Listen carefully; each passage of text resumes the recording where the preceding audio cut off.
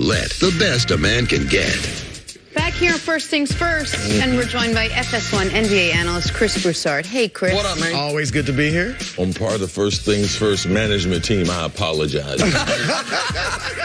We have fun during the break. Things that happen during the break, stay during the break, CC. Yeah. No. What happens in Vegas don't stay there either. 9 months later, you see him walking around. Hey, Broussard, Kyrie Irving has moved from Boston to Brooklyn, that we know. Last season, he had his best statistical season, but the Celtics were bounced in the second round. Kyrie was blamed for a lot of the team's issues: team chemistry, ball movement, relationship with the head coach. But Danny Ainge says, quote, "I feel like the Kyrie bashing is unfair." Chris, you agree with Danny Ainge there? I do. I mean, look, Kyrie certainly deserves criticism. There's no doubt. I mean, he showed poor leadership. They didn't go as far with you as they had gone without you. So he deserves some criticism, but it's gone way too far. He's just was one of several reasons why it was a disappointing season. Number one, let's look at Brad Stevens. You know, I kind of call him at this point the little engine that could coach. You know, because he's one of those coaches. No, I mean, seriously. What I mean is, and I'm with you in that he's great with X's and O's. And up to a year or so ago, I was saying this guy is phenomenal. And he still may be. But there are coaches in the NBA that maximize a little bit of talent, but when they get a lot of talent, they can't bring it to that highest level, right? Because they have trouble dealing with the superstars. The verdict, I would say, is still out on Stevens, but last year that was the case. He couldn't manage the ego of a superstar in Kyrie Irving. And then he mismanaged Gordon Hayward. A star, he had been a star, and we know there were reports that came out that the way he handled Hayward kind of rubbed some of the younger players the wrong way. So there's that issue. The second thing was the young players. And this is, look, it's good to get draft picks, but this can be also show you the negative of having too many. Right? Draft, we talk about, Oklahoma City's got 15 draft picks in the next 5 years. Well, that might not be the best thing because they brought in a lot of young players. And Cece, you notice, young players, a lot of them are coming in thinking, I want to establish myself as a star first, get my max deal or close to it, yes, and then we'll start winning. So you had a Jaylen Brown, a Jason Tatum, Marcus Smart, Terry Rozier.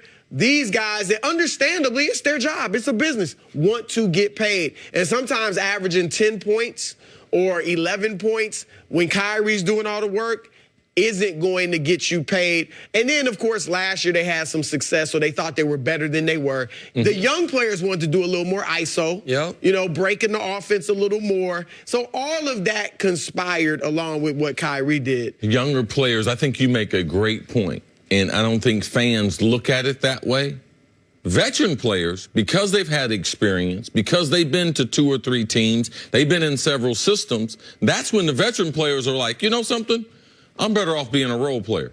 Danny Green, remember him when he was younger? Right. Non-athletic, not a good defensive player. I mean, he can shoot the basketball, but that's all he can do. As a young player, he's trying to get minutes. Right. He's trying to score. He's trying to take people off the dribble. I can do more than just shoot. So trying to prove people wrong, that's one of the things in trying to get paid as a young player.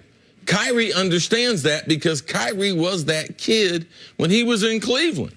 His numbers were phenomenal, but they got crushed. Yeah. But people knew that he could play. And there were times during the game when Kyrie was younger, he would just, like Marcus Haynes with the Globetrotters, he would just do things to you to let you, so people could see, man, I'm that good at basketball.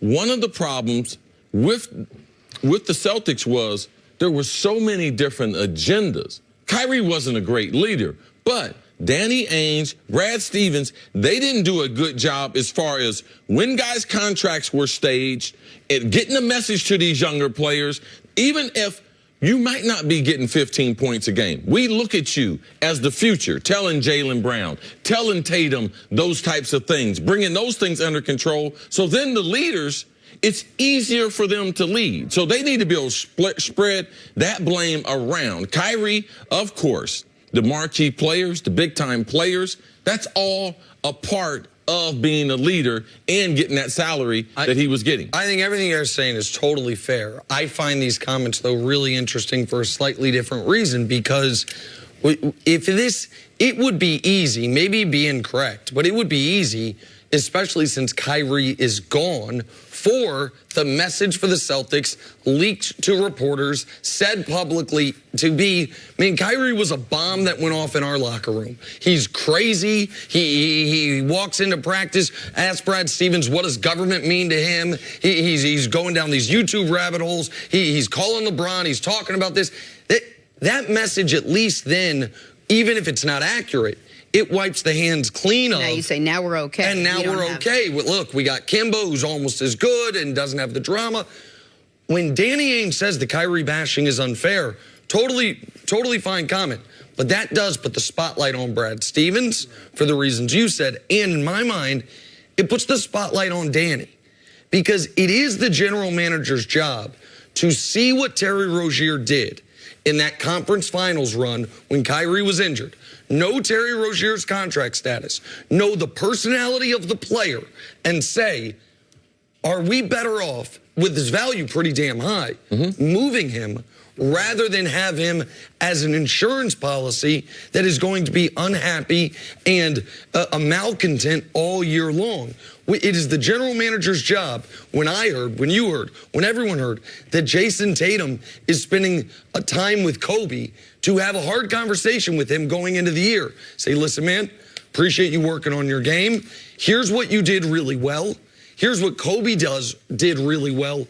And looking up to Kobe is one thing.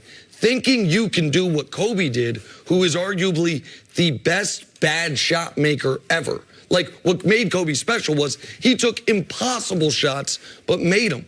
And Danny Ainge either didn't do that, couldn't do that, or didn't get it across to him in that regard.